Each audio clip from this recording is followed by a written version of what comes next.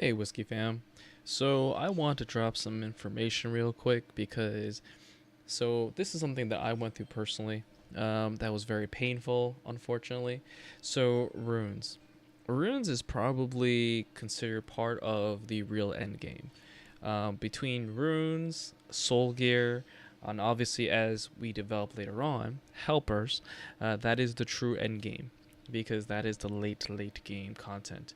So, just to kind of give you a rundown between those three, how I define whether or not you're in early game, mid game, and late game is very simple. So early game means you're basically just doing whatever to survive and just grind content, right? Once you start getting to mid game, that means you're pretty much climbing into like platinum, trying to get out of platinum, and then you're really heavily relying on a hell in your team composition. And when you're relying on Hell's team composition, that means that, you're now in the mid game. And once you're able to cut Hell out of your arena composition, that's when you've truly entered late game. Because any point before that, you just don't have the units really to do late game content. You're so busy trying to get more units, trying to do world boss and all these other things. The game is complicated and there's a lot of things to work on. So you're really just trying to split your resources the best you can until you get to that late game. So now that you're at late game, you're replaced Hell, you're using all these other things, you're trying to do content chapter 40 or above, you're starting to hit a wall and you're trying to figure out what it is. This is when you're going to notice that runes are invaluable. And to give you a few examples, right? So, obviously, Hell is where I'm going to start with because, like I said before, that is the quintessential unit that's going to determine whether you're really in or out of late game. When you're using Hell, typically speaking, you're likely going to be using double shield. Because why? Well, simply because double shield is what you would expect to run on Hell. So let's work on that. So to give you a better idea, let's make this bigger. So let's take a look at that unit. So if we look at Hell here, where are you, Hell? There we go. So if you look at her skills, let's assume that you're max 10 or 9. Your skill sets are obviously the counter, which is very important. It boosts your attack, it boosts your crit rate, and increases your defense, which is very important. If you're only plus 9, which is what most people have, it only increases 35%. The main difference between plus 10 and not is this defense right here.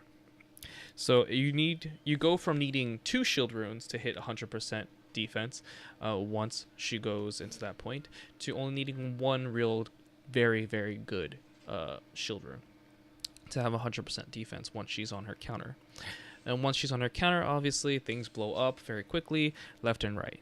So if you are using a plus 9 Hell and you're in Novice Arena, which is, where Hell shines because she's the queen of the Novice Arena, the game is really, okay, who gets to kill all of the Hell counters first and then has their Hell last longest, right?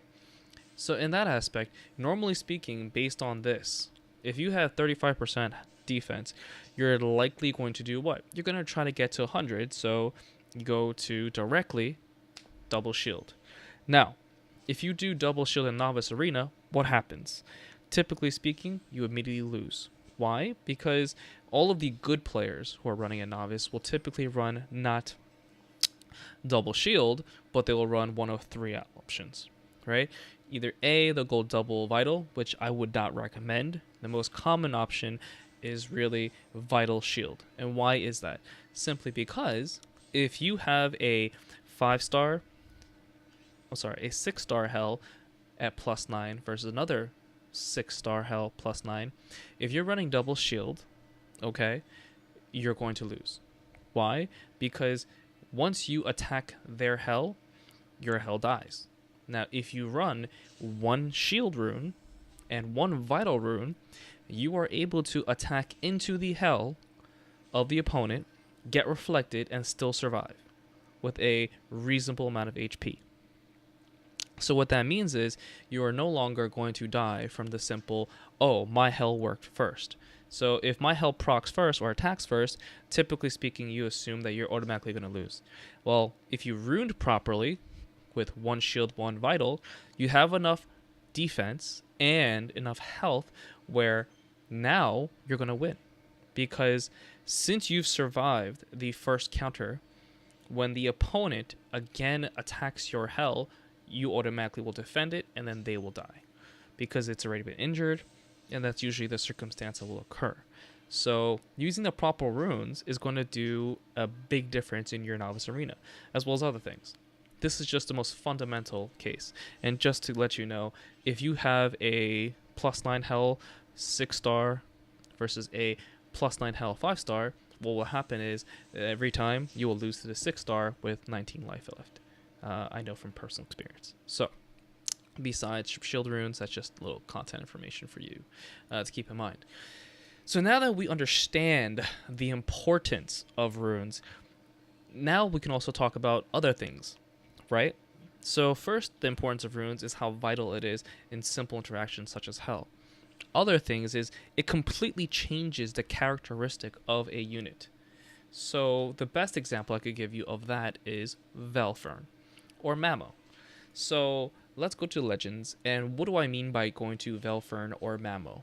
So with Velfern and Mamo, Mamonir is a defensive unit, a defender. Yet, no one treats Mamo typically as a defender. What is it? It is actually a DPS unit, correct? And the reason why it's treated like that is because she is very strong. She ignores incoming damage reduction, and she has extreme amounts of HP, so she can double as a wall for a turn or two if they have maximum efficient units, or they can kill things, right, in a very efficient manner. So normally speaking, for a unit such as this, where they have shields, if they have energy guard or shields, you would think that you would just slap on double vitality runes. That is incorrect. That is a option. The double vitality rune option is the tanky route, and it is actually the one that is least taken or used in arena, if you notice. Typically speaking, they will go and turn this defender into a DPS unit by attaching 2 very, very strong assault runes, right?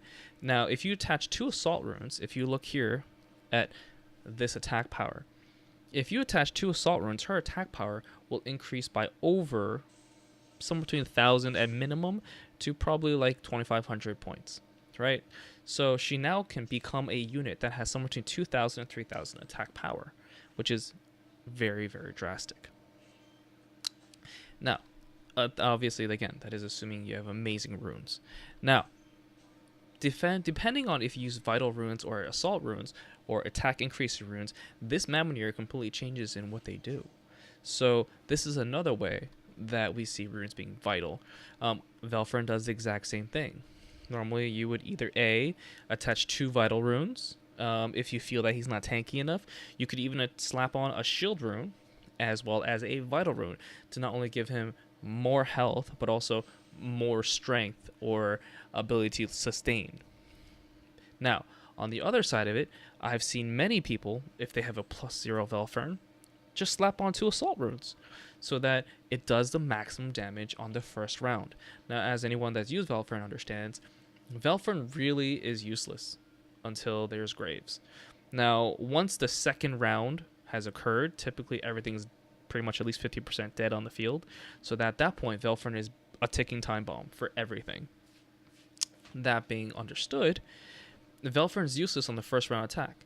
If you slap on double assault, there's a very good likelihood that because he is a skip, as long as he's not completely taunted away into oblivion, then he will hit DPS units, and even at his first round attack, if he slaps on a skip onto a DPS unit in your DPS line, he will still kill at least 2 to 3 units.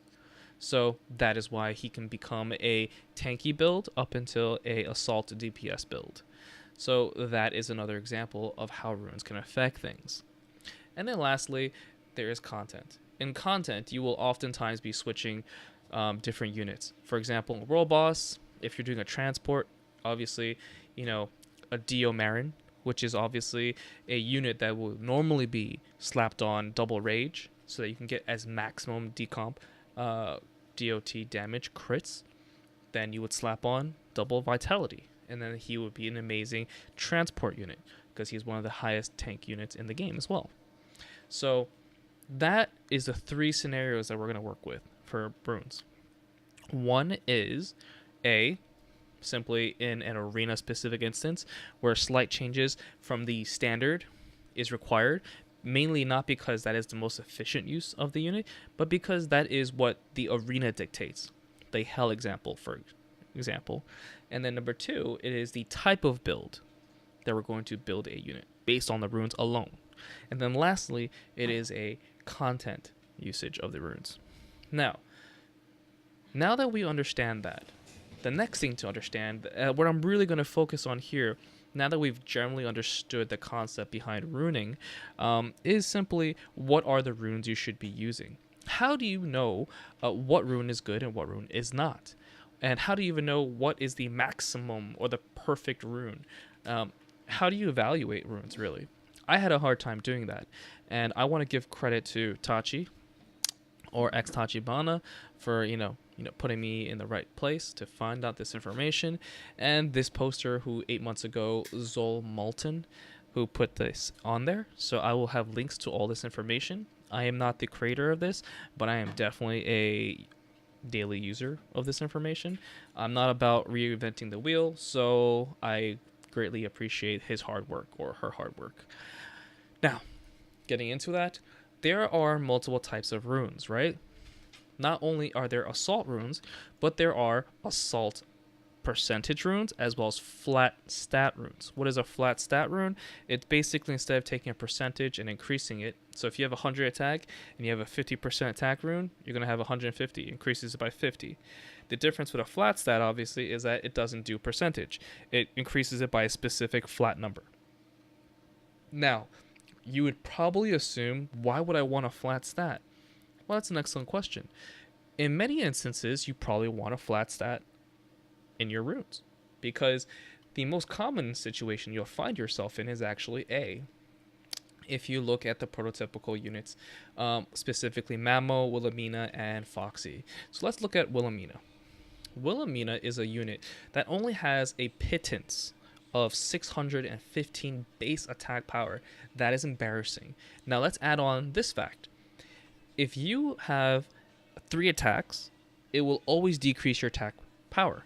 So you go from 615 and you reduce that by 65%. So that means that out of 615, you are only going to get a pittance. 615 times by 0.35. That means your attack power, your true attack power per attack, is 215. That is going to do basically nothing. So what does this mean? This means that you're going to have to boost this number as high as possible in order to maximize the damage you can do. Now obviously this is +0. If you +9 her or +10 her, that penalty of attack reduction is significantly reduced. So either way, the only way to properly rune a Foxy or Wilhelmina is simply to increase their stats with assault runes. You're going to be using double assault, right? Double assault, and depending on whether you're going to have good units that have crit, you probably have crit substat. Or you could do rage if you have amazing support units that will give you guaranteed crit. So, that being said, if you use 2 percentage-based assault runes, you're going to fail miserably because her base stat is so low. So that means that if you use a single flat stat assault plus a percentage, you're going to get a lot more for your buck. Now, to give you an example of that, let's see if I have some good runes to show. So here, as you can see, I have attack percentage and attack percentage here right now. And this increases my total attack by 872, right? So let's remove that rune, and let's take a flat stat assault rune. So, a flat stat assault rune, if we look here at 0, is only 44, but if we were to increase the flat stat rune by 444, that means that we're going to get a lot more value out of the percentage rune because the base amount is going to be higher. So any type of unit with, and here's my rule of thumb, if you have a unit with under 1,000 attack, you should always use a fixed as well as a percentage rune. So for Wilhelmina and Foxy, you must use a flat stat rune as high as possible plus a percentage rune. That is going to give you the largest increase in your attack, and it will be very, very obvious because that's just how math works. So that is the first concept I'm going to go over, and then the next one is, so how do you determine what is a good rune to keep? We can't afford to expand our inventory for runes forever, so we need to make sure we understand what is the best way and most efficient way of runing. The first one is we have to understand what runes are good. Anything that is 4-star or below is pretty much garbage. The only thing that I would even bother really looking at is a 4-star epic or above. Once you look at 4-star epics and above, that's pretty much when you start at the base level, 4-star epics. Now, if you look here, 4-star epics are better than almost everything else you're going to see. Now, a 5-star common rune for assault is still going to be better than a 4-star epic, but that is not always true. Each type of rune, whether it be assault, vital, or everything else, has its own difference. For example, here, if you look at percentages, a 4-star legendary is better than a 5-star rare. So you would normally assume that just because it's a higher star rate, that it's better. That's not always the case. When you're getting runes, I always recommend looking at this chart. This is going to let you know how to value your runes. So this way, you can efficiently rune. Now, obviously, we all want legendary 6-star runes. That's not practical. The chances of you getting one is very low. It's like getting a legendary Octo. It's not very good. But there is a way to grind it out. If you go to the rune section, I recommend saving all of your 6-stars. That is rare or better. And the reason why is because once you get a single rune to +9, I hope I have one in my inventory. Here we go. If you get a single rune in your inventory, you can rank it up. If you have 10 of the same type or rank of units, so that means I have 10 other 5-star legendary runes, then I can merge them and create a fusion to create a legendary plus. It will go up 1 rank. I know it sounds terrible, but that's because it is. This is the end game content. So for you to create a 6-star legendary rune, besides just farming for it and getting very, very lucky, the only way to do it is to take 10 epics plus a 9-star +9 epic plus and combine them and fuse them. So it takes 11 epic pluses to create 1 legend. And to create 1 legend plus, it takes 11 legend runes. So that being said, I highly recommend, and this is what I do personally, any rune at rare, I just keep and I just merge them into others that I would want, especially ones that have good substats later on once they become a plus. And then I just slowly merge them all and make my own legendaries. This one, obviously, fortunately, I got from actual content, but everything else, like this one, I had to fuse by accident, and that's where I would suggest you doing as well. So, in order to understand how to go for runes one last time, it's simple. A, look at this chart, and you'll know exactly what your rune is, because by looking at your rune, you're going to know exactly where it lies on the hierarchy. and each one is slightly different, so please make sure you keep this all in mind. Lastly, there is also another chart that I'm going to go over here, which is much more analytical and detailed on the math. So this will give you exactly how much those percentages are, and will help you calculate what the value is to your units and things like that. Realistically, I don't think you need this level of detail, um, because mainly it's very, very random. It's hard to determine anything. So you should always assume that you're going to get triple Bs. I would never assume A's or S's. So the main thing is just to understand that, okay, these are the tiers of the runes. This is how I should treat them. This is how I should use them. And lastly, keep all the good runes that you have, especially 6 stars are rare or better. Start combining them once you have a +9 unit rune that you can combine, and save your money that way, because it is very expensive and it takes a long time. Realistically, if you want a full set of legendary runes, I don't even know if 1 year of consistent and constant gameplay for farming runes is going to be enough. So that is what I will suggest. If you need these links, please see below. I hope this has been useful, because I have suffered from poor runes extensively. One time I accidentally forgot that literally the first month I played, I slapped on some 3-star runes on my units, and for some reason I was fighting someone else with the exact same unit, exact same power, everything, but then all of a sudden skill levels were parity, but I was losing every single time. And it was because my runes weren't being taken care of, they're being neglected, and I was losing miserably. I could never win.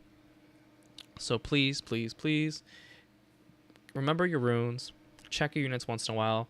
Sometimes you're losing because you probably accidentally took off a rune or replaced a rune without realizing, and that might have literally just screwed up your entire team. I've had friends who moved one rune just because they needed to do some content with it, and then forgot to move it back, and they dropped 100+ points in arena.